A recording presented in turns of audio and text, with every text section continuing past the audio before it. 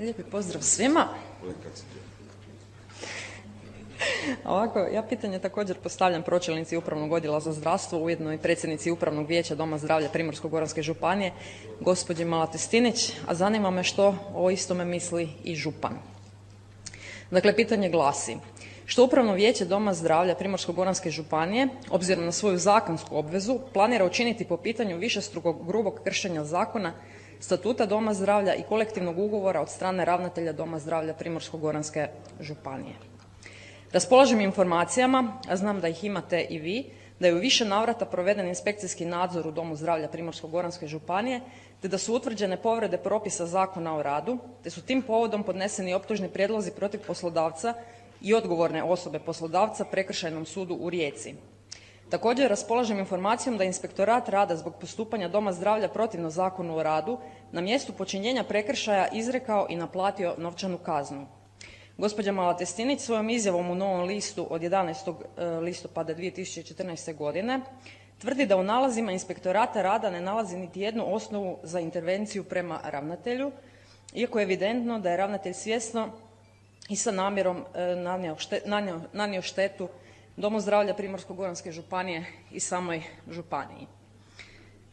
Zanima me isto tako kolika je kazna naplaćena Domu zdravlja Primorsko-goranske županije na licu mjesta od strane Inspektorata rada, koji iznosi su izrečeni po presudama Prekršajnog suda u Rijeci i koliko je iznose Dom zdravlja platio nakon sudskih presuda zbog neisplaćenih dodataka na uvjete rada, a koliko slučajeva još nije sudski obrađeno, odnosno koliko toga još stiže na naplatu, uključujući i sudske i odvjetničke troškove. Hvala vam lijepo.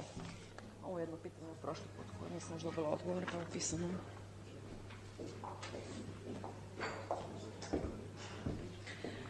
Poštovani, vjerujem da je temelj za vaš upit predstavke višekratne upućene od strane predsjednice Nezavisnog sindikata u zdravstvu, koji je jedan od 8 sindikata i doista jedino taj sindikat opetovano ima pritužbe na koje uredno odgovara sam ravnatelj, župan, upravni odjel i ja osobno u svojstvu predsjednice Upravnoga vijeća. One navode koje sam navela u Novom listu doista su utemeljeni upravo na inspekcijskom nadzoru od strane Inspektorata rada. Radi se i vama za informaciju o proceduralnim propustima gdje primjerice ravnatelj nije izdavao rješenja o godišnjem odmoru, što je temeljem Zakona o radu dužan učiniti pravovremeno. Znači, radi se o proceduralnim propustima, ne o takvim propustima koji bi zahtijevali postupanje i od strane županije ili upravnog odjela ili mene kao predsjednice Upravnog vijeća. Na pitanje kolike su kazne naplaćene ne znam ovog trenutka, to ću vam pribaviti u pismenom obliku, isto tako i od strane Prekršajnog suda, a što se tiče sudskih procesa, doista, tu vam isto ću dati informaciju u pisanom obliku, radi se o laborantima, dakle u kliničko-biokemijskom laboratoriju Doma zdravlja kojima nisu isplaćivani dodaci na plaću sukladno kolektivnom ugovoru, obzirom da je procijenjeno da dio svog radnog vremena rade sa infektivnim materijalom.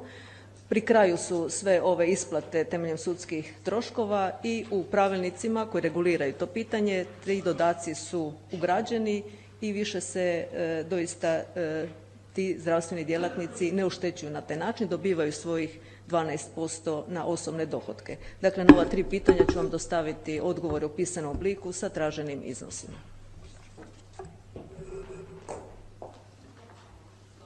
Zahvaljujem. Izvolite.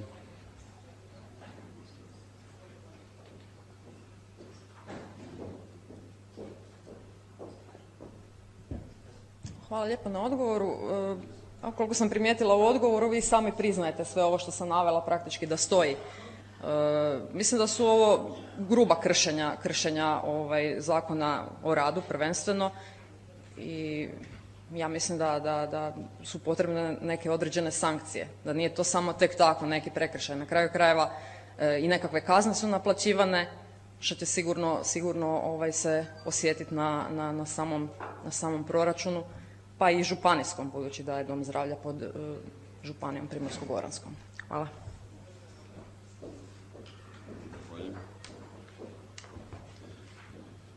Gledajte, dame i gospodo, svako ima pravo na svoje mišljenje, tako i ta gospođa iz sindikata iz Crikvenice. Pročelnica vam je lijepo rekla, jedan od 8 sindikata. Svako ima pravo biti nezadovoljan i tako dalje. Dužnost ravnatelja je red, rad i disciplina. da li je bilo grubog kršenja. Inspekcija nije tome našla da je bilo grubog kršenja. Tko radi, taj i griješi. Da li je ravnatelj griješio toliko da treba biti smijenjen? Nije i neće biti smijenjen, ako je to vaše pitanje. Zahvaljujem. Gospođa